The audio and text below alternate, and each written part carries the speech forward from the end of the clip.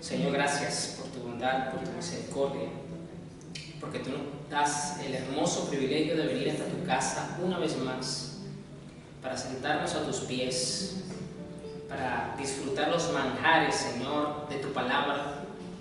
Por eso yo te pido, Dios, en este día que le abras el entendimiento, le des mayor comprensión e iluminación a tu pueblo, para que pueda realmente apreciar, valorar y disfrutar de tu palabra, Señor. Porque no solo de pan vivirá el hombre, sino de toda palabra que sale de tu boca. Y tenemos que hallarnos con ese nivel de disfrute, Señor, que podamos disfrutar las bondades materiales, porque tú eres un Dios que bendice, pero que nuestra mayor satisfacción y gozo sea en los deleites de las virtudes espirituales, Señor. Y tu santa y bendita palabra es un manjar único en el cual todos nosotros, todo tu pueblo debe disfrutar, como lo dice tu palabra en Pedro, Señor, que anhelemos como recién nacido la leche espiritual no adulterada para que crezcamos en la salvación que ya nos diste, Padre. Señor, ayuda a tus hijos, aquellos que estás puesto delante de tu pueblo, para hoy día servir la mesa como voceros de tu pueblo, Padre, que podamos hacerlo con el mayor respeto, la mayor reverencia, con el mayor temor, pero también con la mayor responsabilidad y compromiso de hacerlo lo más correctamente posible, Señor, para que podamos mostrarte a tu pueblo como tú quieres, Señor. Para que en aquellos que escuchan y en aquellos que hablan, tú te glorifiques, Señor, en todos y por todos, Señor. Gracias, Jesús. Amén. Para hablar de Jesús, siempre venimos hablando de Jesús, pero vamos a aprovechar la fecha para sumergirnos en la Santa y Bendita Escritura, para mirar con detenimiento ciertos aspectos que a lo mejor pasan desapercibidos en algunos momentos. Vamos a Juan 19, el Evangelio de Juan, versículo 28. Voy a estar leyendo la Nueva Traducción Viviente, la NTV. Juan 19, 28. En este punto, pues ya Jesús estaba colgado en la cruz, ya estaban esas 3 últimas horas finales de su vida terrenal, y Jesús, desde el momento que lo apresan, en el momento en que él se encontraba orando en el Getsemaní, y hasta el último momento, que es prácticamente este capítulo final, Jesús pronunció muy pocas palabras en estas horas finales. Jesús pronunció frases puntuales. Eso nos dice a nosotros que hasta en estas pocas palabras podemos encontrar refrigerio para nuestras almas. El versículo 28 dice: Jesús sabía que su misión ya había terminado, y para cumplir las Escrituras dijo: tengo sed. Había allí una vasija de vino agrio, así que mojaron una esponja en el vino, la pusieron en una rama de hisopo y la acercaron a los labios de Jesús. Después de probar el vino, Jesús dijo: todo está cumplido. Entonces inclinó la cabeza y entregó su espíritu. Estos parecen datos poco relevantes o poco aparentemente de interés para nosotros sobre lo que es el Evangelio, pero yo le quiero recordar a usted, y me quiero recordar a mí mismo cuando me topo con estos detalles, que si hay algo que está en la Biblia dejado para nosotros, es porque ahí hay Evangelio, ahí hay cielo, ahí hay Dios, ahí hay Jesús para nosotros. Que Jesús ya colgado en una cruz, faltando, por lo que vemos en el relato, poco tiempo para que expire, y dice: tengo sed. Yo le quiero recordar algo muy interesante, y es que Jesús comenzó su ministerio en la tierra con hambre. Y me estoy refiriendo al momento en que él fue al desierto a ayunar. Dice las Escrituras que luego que pasó ese periodo donde Satanás vino y lo tentó y tuvo esa confrontación con Satanás, inmediatamente vino lleno del Espíritu Santo y comenzó su ministerio. No hubo forma alguna de que su vida diera un vuelco atrás luego de ese momento. Por eso digo que Jesús comenzó con hambre su ministerio. Y ahora aquí yo lo puedo decir con toda base, porque también me lo dice la Escritura, que Jesús terminó su ministerio con sed. Esto me habla, número uno, de que Jesús fue 100% hombre y fue 100% Dios, y tuvo una de las experiencias, de los momentos más naturales que tú y yo podemos tener. Llegó a tener hambre. Ustedes tenemos hambre todos los días, pues tenemos que comer, y tenemos sed. Algo biológicamente muy natural. Pero esto es poca cosa, entonces lo que yo veo acá, no, porque dice algo más arriba, dice, Jesús sabía que su misión ya había terminado, y para cumplir las Escrituras, dijo, tengo sed. ¿Qué escrituras son estas? Aquí se cumplieron dos profecías mesiánicas, en este momento tan tremendo de Dios para con la humanidad, en un momento aparentemente de oscuridad, porque estaba la muerte del Hijo de Dios, estaba el Hijo de Dios entregando su vida, se cumplieron dos profecías. No las quiero dejar pasar, porque le quiero recordar que en Jesús se cumplieron al pie de la letra la gran mayoría de las profecías anunciadas. No digo todas porque todavía faltan otras por cumplirse y se van a cumplir cuando Él regrese. Cuando Él regrese, esas que faltan se van a cumplir. Así que el resto se han venido cumpliendo con exactitud milimétrica, algo que solamente es Dios el que lo puede hacer, y nos brinda la esperanza y la confianza de que entonces podemos afianzarnos en su santa y bendita palabra.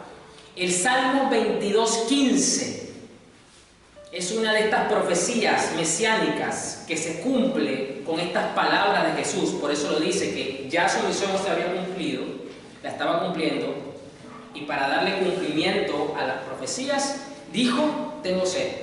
Salmo 22:15, una palabra dicha hace más de 1000 años desde el punto de Jesús. O sea, desde Jesús para atrás, 1000 años. Para nosotros son como 3000 años. El salmista, que por cierto creo que fue David el que escribió esto, Salmo 22, dice, mi fuerza se ha secado como barro cocido. Es evidente que la condición física en la que se encontraba Jesús no tenía fuerza para nada. La lengua se me pega al paladar. Tenía un agotamiento extremo. Y dice, me acostaste en el polvo y me diste por muerto. Una alegoría de que la condición física estaba acabada. No le quedaba fuerza ni siquiera para estar de pie. La lengua se me pega al paladar. Una forma muy poética para decir que no tenía fuerzas para nada. Y la otra profecía que se cumple acá, Salmo 69:21, otro salmo que se cumple, otra profecía que se cumple, Salmo 69:21.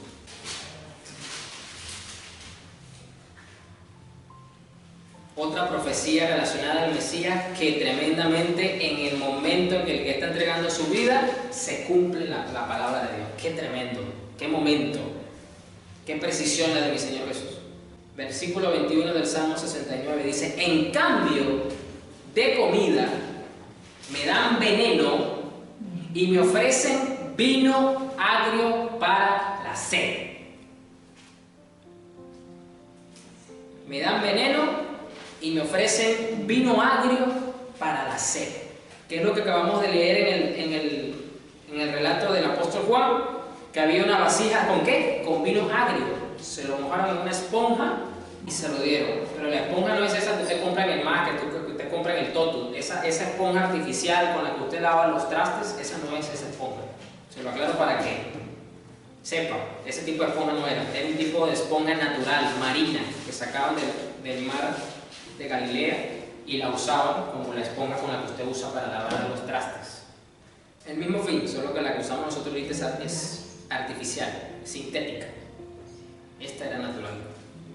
Así que, bueno, parecerá que como que no hay mucho más de dónde sacar acá, porque ya Jesús murió, dio su vida, tengo sed, se cumplen dos profecías mesiánicas, pero esto no es poca cosa. Esto no es poca cosa. Porque hay otro detalle interesante alrededor de este pasaje, y es que antes de este momento, cuando ya Jesús lo apresan, que se lo llevan al patíbulo para hacerle el falso juicio y empiezan allá a golpearlo, no sé, los que vieron la pasión de Cristo más o menos se pueden ubicar, cuando en la pasión de Cristo el actor dice: Padre, estoy preparado, y empiezan a golpearlo de una forma tan salvaje que lo empiezan a lacerar. Bueno, en ese punto a Jesús le dan también de beber vino. Interesante, pero vamos a ver qué es lo que ocurre acá. Marcos 15, versículo 21. Marcos 15, 21. Vamos a ver qué nos dice el apóstol Marcos.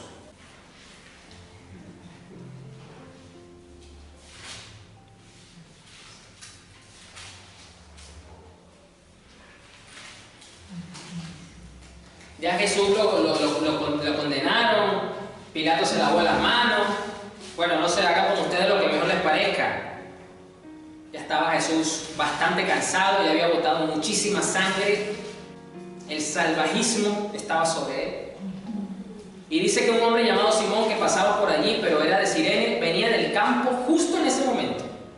Y los soldados lo obligaron a llevar la cruz de Jesús. Esto es para que usted vea la condición física, que ya Jesús no le daba ni siquiera para caminar, mucho menos para cargar una cruz que pesaba alrededor de 130 kilos. Imposible. En una condición normal es bastante el esfuerzo que hay que hacer. Imagínense ahora en una condición en la que te estás desangrando, donde te duele todo el cuerpo, donde estás pero que no vales ni medio, no vas a poder con esa cruz. Ya no podía Jesús.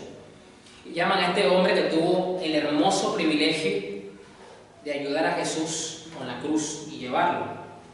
Y los soldados lo obligaron a llevar la cruz de Jesús. Simón era el padre de Alejandro y de Rufo. Y llevaron a Jesús a un lugar llamado Gólgota, que significa lugar de la calavera, versículo 23. Le ofrecieron vino mezclado con mirra, pero él lo rechazó. Ya va. Estuvo colgado en la cruz, dice que tuvo sed, y le dieron una bebida y se la tomó. Pero aquí, eso es lo que vamos a ver. ¿Por qué lo rechaza? ¿Sabe por qué? Porque en la tradición judía y cultural de la época, a las personas a las cuales el Imperio Romano los crucificaban de esta forma, los sentenciaban de esta forma tan humanamente horrible, había un grupo de personas que en un acto de misericordia hacia estos seres, indistintamente de si hayan sido culpables o no, le ofrecían esta bebida de vino mezclado con mirra, que servía como un narcótico analgésico muy fuerte, para que pudiera soportar la tortura que le venía encima o que ya estaban padeciendo. Y uno puede decir, bueno, pero ¿y entonces por qué Jesús, si le están ofreciendo un alivio a su sufrimiento, no quiso tomarse el vino con el mirra? Es una pregunta humanamente hablando, en nuestra lógica, que dijera, pero si acabamos de ver y sabemos que Jesús fue 100% humano, ¿por qué se negó entonces a tomarse este vino mezclado con mirra? La mirra sirve como analgésico natural. Pero dice aquí, pero él lo rechazó. Y esto es precisamente porque en una demostración sobrenatural del coraje del Hijo del Hombre, rechazó todo lo que pudiera adormecer el sufrimiento que él tenía que padecer. Y que la ira de Dios debía ser soportada con todo ese peso de sufrimiento y que solo él podía aguantar. Por eso él no quiso tomarse el vino con la mirra. Porque él, como sacrificio sustitutorio, porque recuerda que esa posición tenemos que tomarla tú y yo, y es lo que nos merecemos por causa del pecado. En nuestra humanidad hubiésemos salido corriendo a bebernos ese vino con la mirra. Bueno, como le continuaba comentando, en una demostración de coraje, en una demostración de que el pecado contra un Dios santo requería un sacrificio extremo, en su posición de sustituto, porque tomó nuestro lugar, Jesús no quería nada que le bajara el sufrimiento, como una demostración para nosotros de lo que, como Dios ve el pecado y cómo lo castiga el pecado. Por eso Jesús se negó a tomarse un analgésico natural. Yo le voy a decir una cosa, yo he sufrido dolores de muela, de dientes. Todo el mundo dice que es uno de los dolores más fuertes que uno puede sufrir en el cuerpo, porque es un nervio directo al cerebro, porque está muy cerca. Y le puedo decir de verdad que es un dolor bastante inquietante, insoportable y profundo. Pues déjeme decirle que un dolor de muela, según lo que explica la ciencia de lo que vivió Jesús, no es ni el 10% del dolor que él sufrió. Eso para mí es demasiado. Porque yo con los dolores de muela que he tenido, me he querido literalmente arrancar la mandíbula para dejar de sentir el dolor. Porque es desesperante. Es una agonía que uno siente. Ahora que la ciencia diga que esto es un dolor, un sufrimiento que tuvo Jesús, que nadie lo va a poder soportar. Según la ciencia dice que muchos de estos reos que el Imperio Romano crucificaba, muchos morían de un infarto, del dolor tan intenso de lo que tenían. Y Jesús dice acá que no quiso tomar el vino con la mirra. Esto es para recordarnos entonces lo profundo y lo valioso de la sustitución que Cristo hizo por nosotros. Tenemos que valorar realmente lo que Cristo hizo por nosotros, no solamente en estas fechas tradicionales religiosas por tema de Semana Santa, sino que realmente debemos de valorar, recordar esto que yo les estoy tratando de explicar lo más correctamente posible para que usted lo profundice mucho más. Todos los días, porque todos los días olvidamos el Evangelio muchas veces. Y sobre todo cuando nuestra carne se quiere poner evangélica, solamente cuando quiere un beneficio. Tienes un dolor, bueno, vamos a orar, vamos a llamar al pastor, vamos a llamar a la hermana para que ore por nosotros, porque nos duele algo. O porque tenemos una necesidad física. De resto la carne no se acuerda de Dios para ningún lado. No se acuerda que tiene que honrarle, no se acuerda que tiene que vivir para Él, no. Solamente cuando quiere un beneficio es que nuestra carne se pone evangélica, es que nuestra carne se pone cristiana, es que nuestra carne dice, verdad que hay una promesa que dice tal cosa. De resto, y recordar esto, recordar que Jesús no se quiso beber el vino mezclado con la mirra para apaciguar su dolor, es un recordatorio para nosotros de cómo Dios ve el castigo y cómo lo castiga y cómo duele el pecado realmente.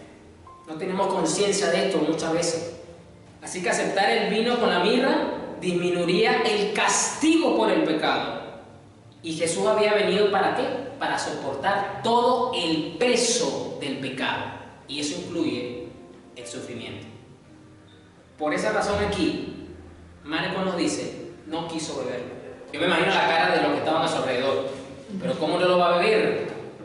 Si esto es insoportable lo que él está viviendo. Muchas preguntas. Todavía no. Pero él estaba claro que él vino a soportar ese peso. Porque solamente el Dios Salvador, metiéndose en la humanidad de aquellos que él vino a salvar, podía soportar semejante dolor. 100% Dios, 100% hombre. Es increíble lo que Jesús hizo allí. Otra cosa que tenemos que denotar acá es que, volviendo a Juan 19:28, dice que había allí una vasija de vino agrio, versículo 29. Así que mojaron una esponja en el vino y la pusieron en una rama de hisopo y la acercaron a los labios de Jesús. Tenemos que tomar la connotación también de que este vino agrio era una bebida del vulgo, del pueblo, y que muchas veces busca traer deleite al alma, a las personas. Eso era lo que tomaba este vino agrio, que algunas traducciones ponen como vinagre, no era realmente un vinagre. Era una bebida alcohólica muy barata que bebían los soldados romanos y que bebían las personas más pobres de la época. Esa es la razón del por qué lo tenían cerca. Porque recordemos que el Evangelio de Juan nos dice que después que los colgaron allí, los soldados empezaron a echar suerte para ver quién se quedaba con su ropa. Es decir, era la forma de los soldados pasar el rato mientras hacían su trabajo. Su forma de entretenerse un poco. Y por eso le dieron esta bebida que era alcohólica, por eso dice una vasija de vino agrio. Pero era realmente, era una palabra, se llamaba posca, la bebida. Y es interesante recordar entonces que simbólicamente Jesús colgado en una cruz, ahora él decide beber esto para, ya vimos, darle cumplimiento a las profecías y toma esta bebida. recordándonos que el pecado puede saciarte temporalmente, pero luego te va a dejar con una saciedad y con un vacío enorme, y que no tienes manera alguna de saciarte, de calmar esa sed que nos deja el pecado. Porque eso es así, mientras el pecado temporalmente te sacia, y por eso Jesús dijo que el que practica el pecado, esclavo es del pecado. Es como el drogadicto cuando se mete su droga, el efecto, los 20, 30 minutos, una hora, no sé, el tiempo que le dure, se sienten llenos, se sienten saciados, pero luego que se les pasa el efecto, el vacío, la inconformidad, todo llega otra vez, la angustia, la desesperación. Y eso es lo que hace el pecado, nos deja con sed. Nos deja con sed.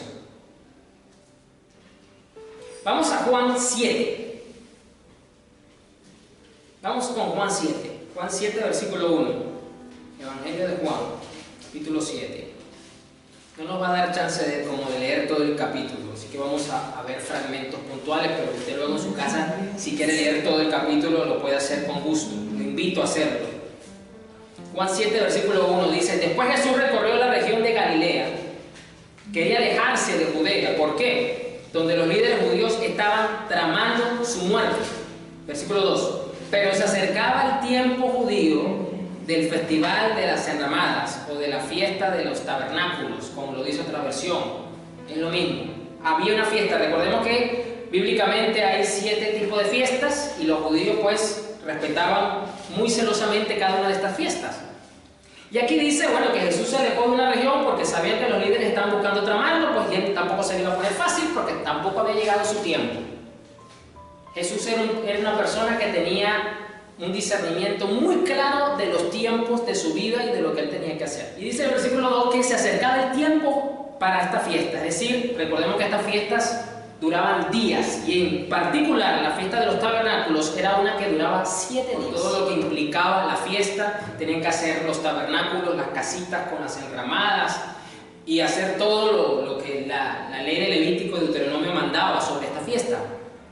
Le quiero recordar que esta fiesta es una de las más importantes para el pueblo judío, porque esta fiesta le recuerda lo que Dios hizo con ellos a través de Moisés.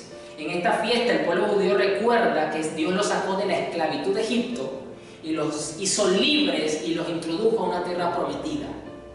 Así que esta fiesta es bastante relevante e importante, porque esta es una fiesta donde las generaciones le enseñan a las siguientes generaciones su historia.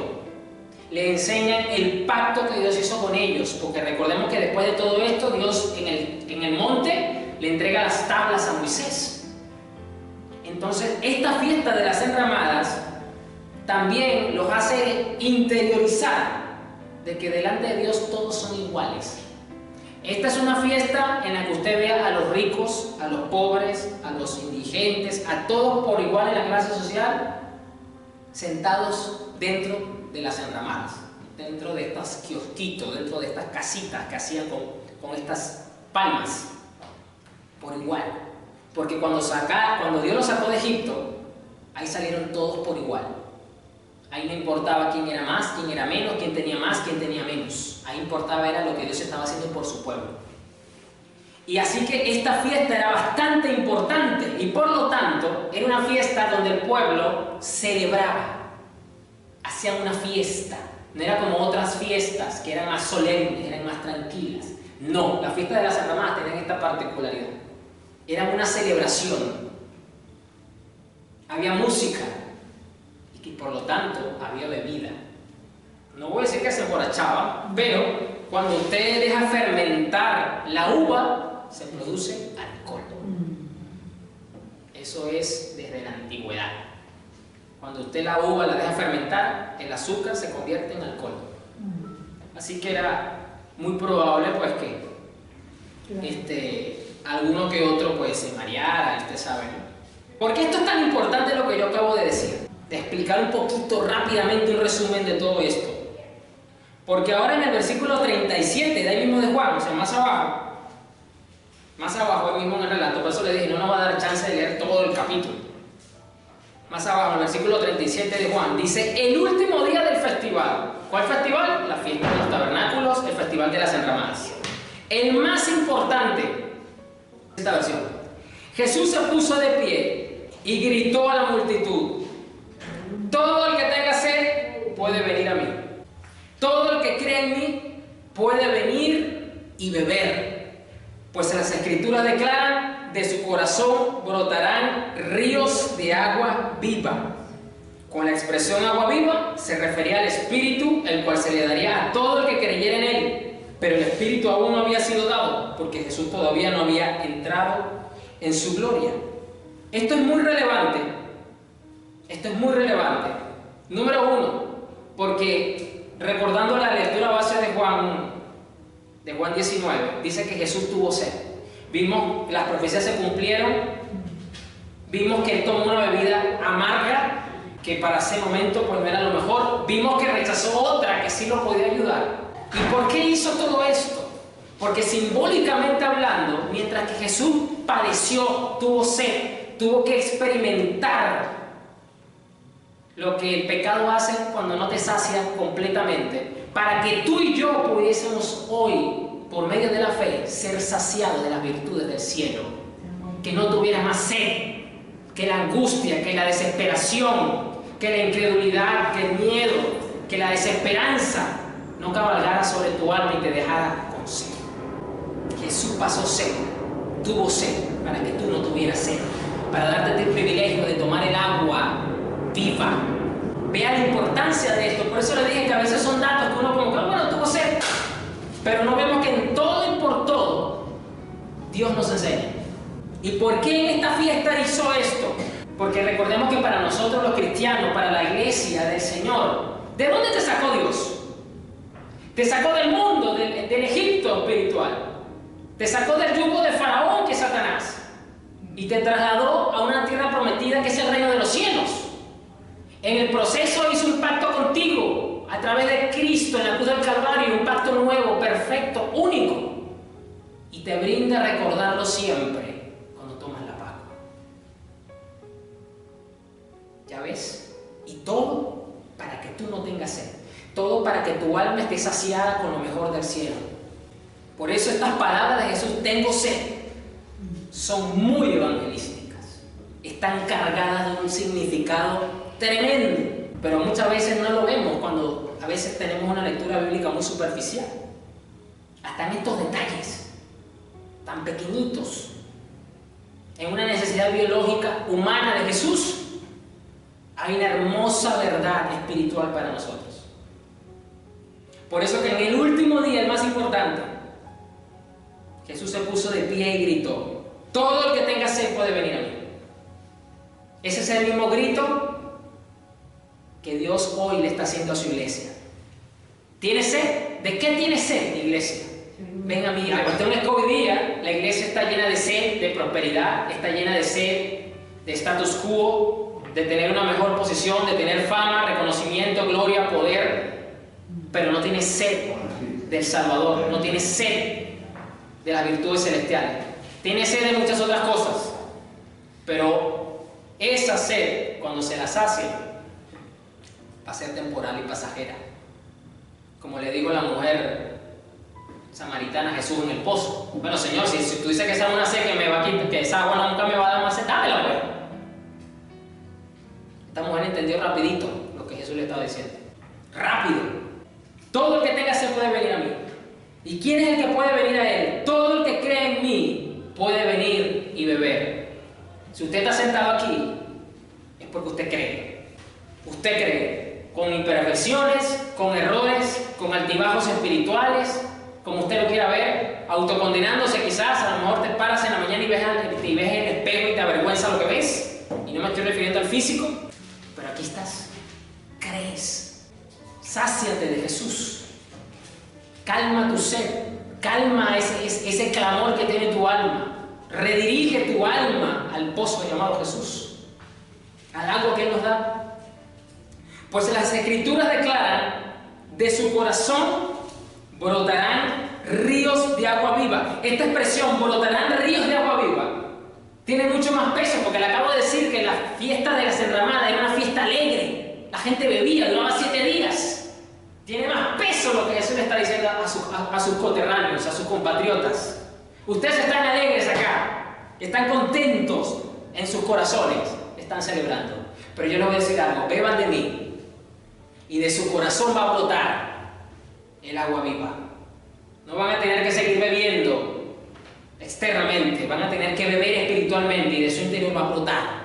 Va a ser algo permanente. Yo no sé si usted ha tenido la oportunidad de ir a donde comienza un río, pero es algo muy curioso porque uno solamente ve que de una parte de la montaña, de la roca, de la piedra, porque ahí es de donde sale agua. No deja de salir agua.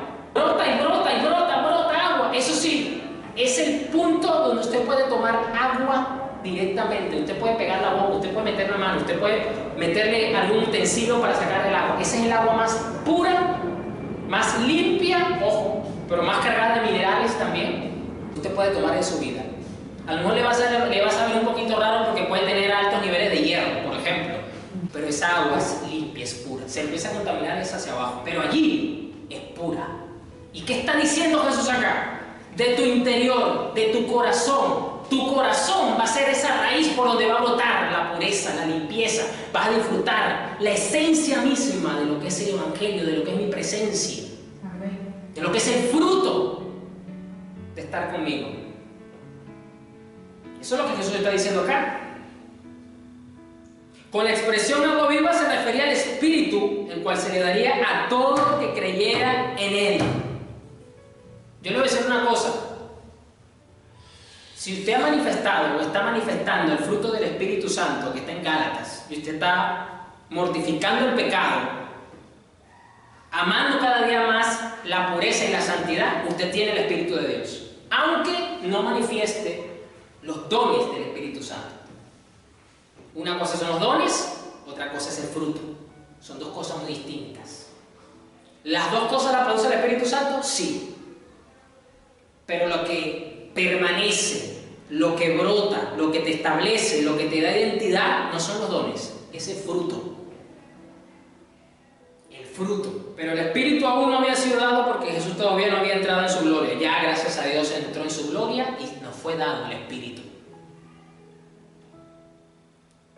Cuando nosotros procuramos agradar al Espíritu de Dios, cuando nosotros no contristamos el Espíritu Santo, como lo dice la Reina Valera, estamos haciendo que brote continuamente y con más fuerza las aguas vivas.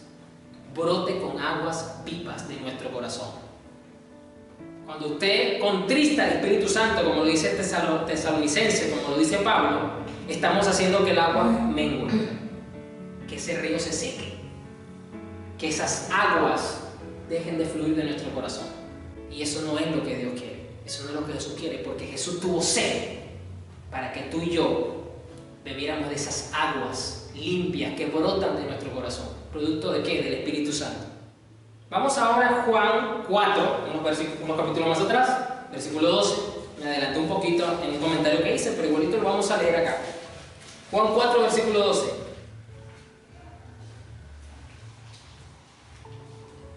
Juan 4, el famoso capítulo de Jesús hablando con la mujer del pozo, con la mujer samaritana. Versículo 12. 4:12. Juan 4:12. Además, ya Jesús había entablado la conversación, había capturado su atención. La mujer, pues, le llamó la atención que un rabino judío hablara con ella. ¿Por qué? Porque para los judíos, los samaritanos eran impuros, porque eran una sangre mezclada. No eran 100% judíos, estaban mezclados con las demás tribus. Y por eso los judíos miraban así con... Y por eso la mujer samaritana se sorprende de que un maestro judío hablara con ella. Y ella pues conversa con él.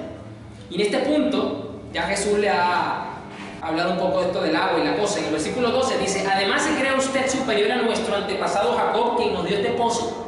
¿Cómo puede usted ofrecer mejor agua de la que disfrutaron él, sus hijos y sus animales?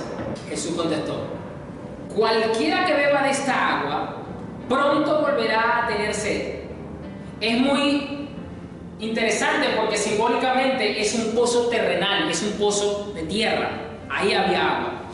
¿Y qué le está diciendo Jesús a esta mujer? Cualquiera que se sacie de las cosas de la tierra va a seguir teniendo sed. Miren el mensaje. Pero todos los que beban del agua que yo doy no tendrán sed jamás. Esa agua se convierte en un manantial que brota con frescura dentro de ellos y les da vida eterna. Si tú estás creciendo en el fruto del Espíritu, tú estás creciendo en la vida eterna. Sencillo, porque a veces el concepto o el entendimiento de lo que es la vida eterna a muchos cristianos les cuesta como definirlo o explicarlo. La misma Biblia te lo explica, la misma Biblia te lo explica. Acabamos ya de leer en Juan 7 que Jesús hablaba de las aguas como el Espíritu que iba a recibir después que Él fuese ascendido. Ya está el Espíritu Santo con la iglesia. Todo aquel que ha sido redimido está lleno del Espíritu Santo y manifiesta el fruto del Espíritu Santo. Y eso es una manifestación de que tiene vida eterna. Práctico, sencillo. Y aquí Jesús le dice a esta mujer, esa agua se convierte en un manantial que brota con frescura. Tu vida cristiana debe tener frescura constantemente, no puede ser rancia, no puede ser seca. Si usted no lo sabe, se lo recuerdo, el agua estancada es muerta, no sirve. Por eso que es peligroso estar en sitios naturales abiertos y hay un charquito, hay agua, y eso está estancado, ya eso está contaminado, eso tiene parásitos, eso tiene de todo. Pero el agua cuando está en movimiento se considera un agua viva, que está fresca, que está limpia. Y Jesús no quiere que vivamos con agua estancada en nuestros corazones, viviendo de glorias pasadas, rememorando momentos anteriores, estancados espiritualmente. Eso es un agua estancada, es un agua muerta. Jesús no quiere eso. Jesús no quiere eso. Porque aquí dice que esa agua se convierte en un manantial, manantial que brota con frescura. Eso es lo que Jesús quiere para nosotros. Quiere frescura dentro de ellos y les da vida eterna. Versículo 15. Por favor, Señor, le dijo la mujer, deme de esa agua, así nunca más volverá a tener sed y no tendré que venir aquí a sacar agua. Ella no había entendido todavía al 100% lo que Jesús le estaba queriendo decir. Todavía no. Pero aquí quiero rescatar el clamor que tuvo esta mujer, que aunque no tenía un entendimiento muy exacto de lo que Jesús le estaba diciendo, pero tuvo este clamor. Por favor, Señor, le dijo esta mujer, dame de esa agua. Y es el mismo clamor que el Señor quiere que la iglesia tenga hoy día. Por favor, Señor, dame de esa agua. No permitas que me estanque espiritualmente. Permíteme que de mi corazón brote siempre la frescura de tu espíritu. ¿Cuántas veces usted ha orado de alguna manera pidiendo eso? Con sus palabras, con su manera, en su intimidad con Dios. Pero usted ha añadido esa petición a su vida espiritual. No permita que me convierta en un charco estancado, sino como lo dice tu palabra, que sea un manantial, que yo pueda vivir en plenitud en tu espíritu, Señor. ¿Cuántas veces usted ha orado de esa forma? Clamándole al Señor como lo hizo esta mujer samaritana al Señor Jesús. Porque eso es lo que Dios quiere. Jesús tuvo sed para que tú pudieras clamar esto hoy. Jesús no quiso calmar su dolor con una bebida para que tú sí pudieses calmar tu alma con las virtudes del cielo. Vamos a Isaías 49, verso 9. Un poquito del Antiguo Testamento para mirar todo el consejo de Dios. Isaías 49, 9. Un capítulo redentor de parte del Señor para con su pueblo. Isaías 49, 9. Este es un pasaje mesiánico, un pasaje redentor, un pasaje muy evangelístico, donde el Señor dice, versículo 9, les diré a los prisioneros, salgan en libertad, y a los que están en tinieblas, vengan a la luz. Ellos serán mis ovejas, que se apacentarán en pastos verdes, y en colinas que antes estaban desiertas. Versículo 10, no tendrán hambre ni sed, y el sol ardiente ya no los alcanzará, pues el Señor en su misericordia los guiará junto a aguas frescas. Esto es un mensaje muy evangelístico. ¿Por qué? Porque ¿quiénes son los prisioneros? Los que están esclavos del pecado. ¿A quienes Dios le dice que salgan de las tinieblas? A los que están en el reino de la oscuridad y de la maldad. Ellos serán mis ovejas, de allí saca. Yo soy uno que Dios sacó de las tinieblas. Yo soy uno que Dios me libertó del pecado. Y así como yo creo que usted y muchos podemos decir lo mismo. Como dijo Pablo, de los cuales yo soy el ellos serán mis ovejas. Ahora yo soy oveja del Señor. El Señor me guía a pastos frescos y verdes. Y eso es lo que el Señor quiere hacer contigo y conmigo. Lo que pasa es que hay algunos de nosotros todavía somos como un poquito cabritas. Y Dios tiene que irnos transformando en ovejas para dejarnos guiar con mansedumbre por su Espíritu, por su palabra. No tendrán hambre ni sed, porque eso es lo que Dios quiere, que usted no tenga hambre, que usted no tenga sed. Cuando usted tiene hambre, cuando usted tiene sed y no se sacia, espiritualmente hablando, usted se viene a menos espiritualmente, pierde vigor espiritual. Cuando tu alma tiene hambre, tiene sed y no le das a beber constantemente, eso ocurre. No tendrán hambre ni sed, y el sol ardiente ya no los alcanzará, pues el Señor en su misericordia los guiará junto a aguas frescas. El Señor siempre te va a llevar para que sacies tu alma con lo mejor del cielo, siempre. Las circunstancias que muchas veces nos toca atravesar en la vida, porque mi Señor también dijo que en el mundo tendréis aflicción, mas confiad, yo he vencido el mundo. Muchas veces esas aflicciones, esas circunstancias que nos toca atravesar, no es más que el desierto árido, fuerte, para recordarnos que tenemos un pozo de agua en el cual tenemos que sumergirnos. Por lo menos ahorita en el verano, que estuvo bastante fuerte acá en Lima el verano, ¿la gente a dónde iba? La gente buscó playa. La gente de Chosica, de por allá, buscaba piscina, porque estaban más lejos del mar. Río. Buscaban los ríos. ¿Por qué? Porque querían aplacar el calor intenso del sol en sus cuerpos y se caen. Y el sol ardiente ya no los alcanzará. Es solo cuando tú te sumerges en el pozo de Cristo, cuando tú te sacias de Cristo, que ese ardor inclemente de las circunstancias, del problema, del día difícil, no afecta a tu alma, no afecta a tu alma. Y eso es lo que Dios quiere, que no afecte a tu alma. Pues el Señor en su misericordia los guiará junto a aguas frescas. Fíjate que Dios no te manda, no te lleva a un agua estancada. Dios te trae a un agua fresca, a un agua viva, no a un agua muerta. Estos dos versículos de Isaías son muy evangelísticos, tremendo y hermosamente. Lo que acá fue profetizado hace más de 3.500 años atrás. Increíble cómo se cumple.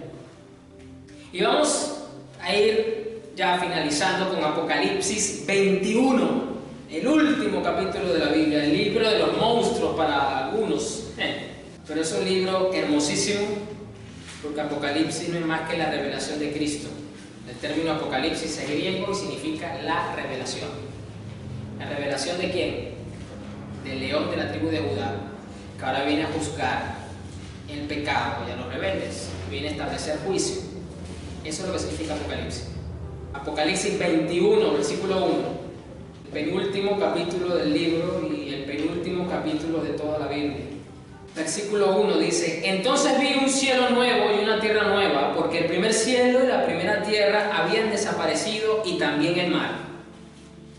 Y vi la ciudad santa, la nueva Jerusalén, que descendía del cielo desde la presencia de Dios, como una novia hermosamente vestida para su esposo. Oí una fuerte voz que salía del trono y decía: miren, el hogar de Dios ahora está entre su pueblo. Él vivirá con ellos y ellos serán su pueblo. Dios mismo estará con ellos. Él les secará toda lágrima de los ojos. Y no habrá más muerte, ni tristeza, ni llanto, ni dolor. Todas esas cosas ya no existirán más. Y el que estaba sentado en el trono dijo: miren, hago nuevas todas las cosas. Entonces me dijo: escribe esto, porque lo que te digo es verdadero y digno de confianza. También dijo: todo ha terminado. Yo soy el alfa y la omega, el principio y el fin. A todo el que tenga sed, yo le daré a beber gratuitamente de los manantiales del agua de la vida. ¿Por qué es gratuito? Porque ya Él pagó un alto precio para que todo aquel que tiene sed venga y beba del agua de la vida. Los Los que salgan vencedores heredarán todas esas bendiciones, y yo seré su Dios, y ellos serán mis hijos. La relación padre e hijo, Dios, pueblo, salvador y redimidos, pasa por recibir esta hermosa bendición de tomar el agua que Jesús nos ofrece. Jesús quiere que brote el agua. Jesús es el primer interesado que de esa roca, de esa piedra, de ese corazón que tenemos, brote y que podamos beber de esa agua. Es algo más hermoso que, como es un manantial, como ya lo hemos descrito en Juan 7, como mismo lo dice, un manantial que brota agua. Eso es mucha agua para ti solo.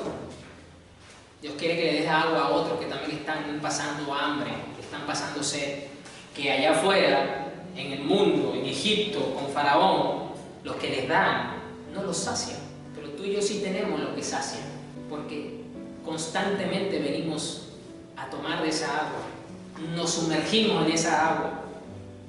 Invita a otros también a que beban de esa agua. No te quedes con esa agua, compártela.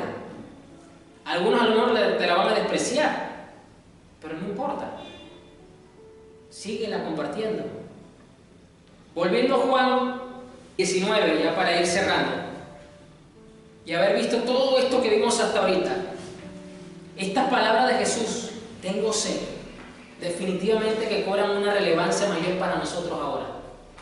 Que esto no es cualquier cosa, que es un hermoso privilegio de Jesús saciar como el buen pastor, dirigir a los que van a ser sus ovejas a lugares de delicados pastos y a manantiales de agua fresca para que beban, para que estén saciados. Esa era una de las responsabilidades de los pastores de la época.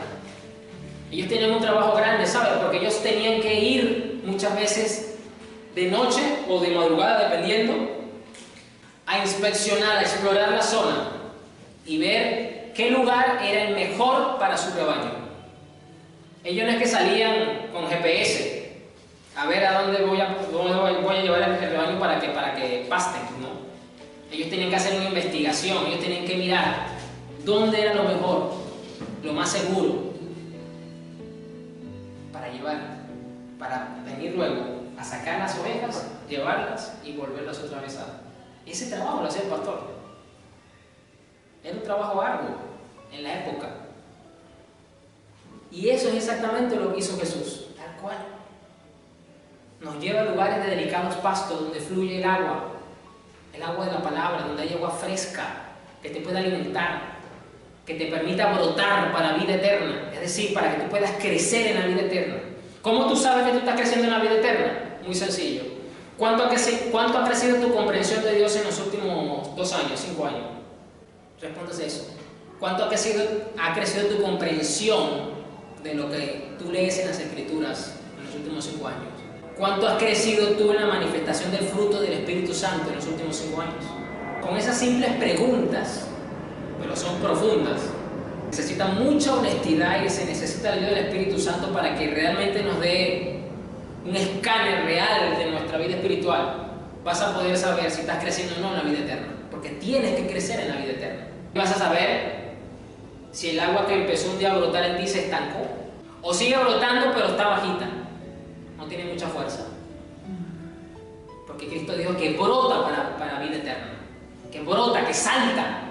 ¿Por qué? Porque cuando se descubre un río o se descubre una afluencia de un río y usted cava la piedra para llegar al río, es como un tapón que salta para vida eterna el agua, porque viene con fuerza y ahí sigue fluyendo el agua.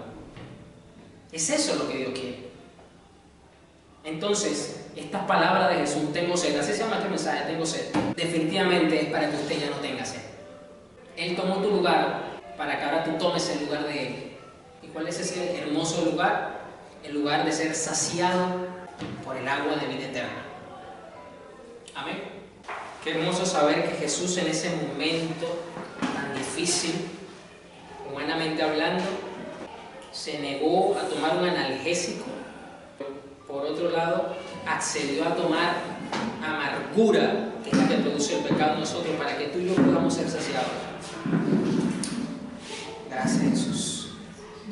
Señor, gracias porque tú tuviste sed. Nunca pensé decir esto porque no había visto este detalle en tu palabra, Señor. Pero tuviste sed para que yo fuese saciado, para tener el derecho y el privilegio de tomar esa agua que fluye para vida eterna, para que yo pudiera crecer en esa vida eterna, para que yo pudiera sumergirme en esa vida eterna y crecer, Señor. Gracias, Jesús, porque te negaste a beber ese analgésico, porque tú tenías que soportar todo el peso de la justicia de Dios por causa del pecado, porque cargaste el peso y cargaste la ira de Dios por causa de ese pecado, Señor,